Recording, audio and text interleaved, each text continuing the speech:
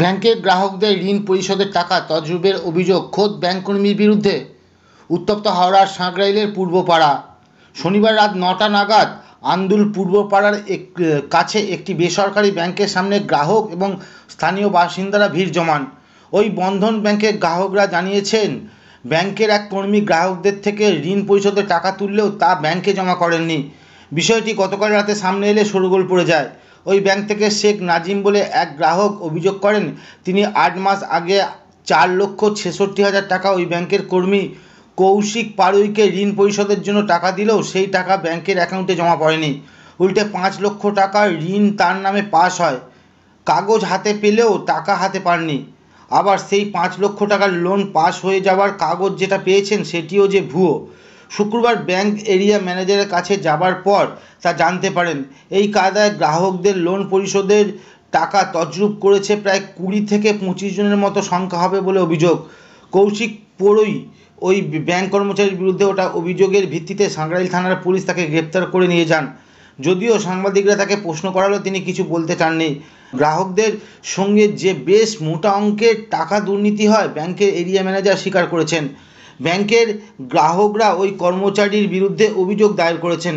তাদের একটাই দাবি, যে টাকা দুর্নীতি হয়েছে তাদের কষ্টের অর্জিত টাকা তারা ফেরত দিতে হবে।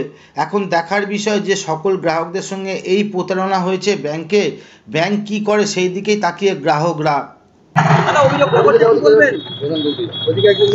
কি বলবেন দাদা অভিযোগটা করছে? আপনার নামে যে অভিযোগ হচ্ছে সে সত্যি না মিথ্যে? কি বলবেন দাদা? শুধু কাগজটা নেই।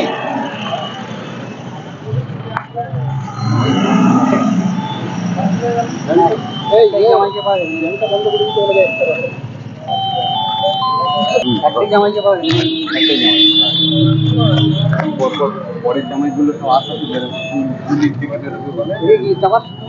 দেখি।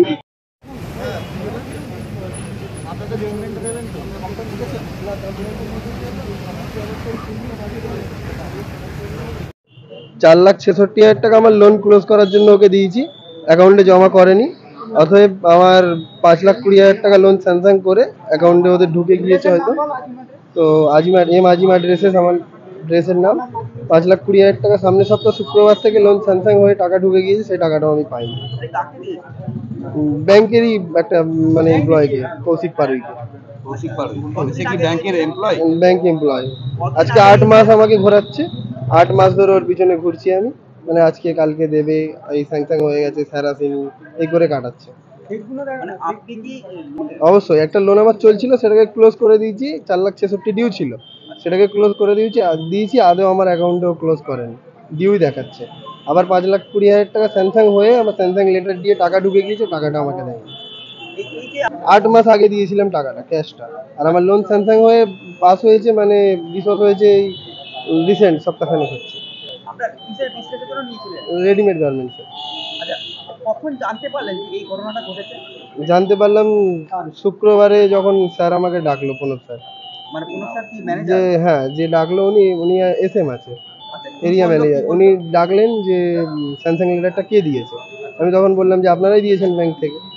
তো স্যামসাং লেটারটা আমি নিয়ে এলাম, তখন দেখা যাচ্ছে যে ফেক। তারপরে এই আজকে এখন তাহলে কি ম্যানেজার মানে যিনি এই কাজটা করেছেন এজেন্ট? হ্যাঁ, এই শুধু আমার একার নয়, 20 থেকে 25 জনের করেছে এরকমটা। 20 থেকে 25 জন? হ্যাঁ, 20 থেকে 25 জন। এখন আমরা 4 জন আছি, বাকি সবাইকে বুঝিয়ে বাড়ি পাঠিয়ে দেওয়া হয়েছে। তারা সকাল থেকে সন্ধ্যা পর্যন্ত দাঁড়িয়েছে। এরপর তাহলে আপনি কি করবেন তাহলে ভাবছেন?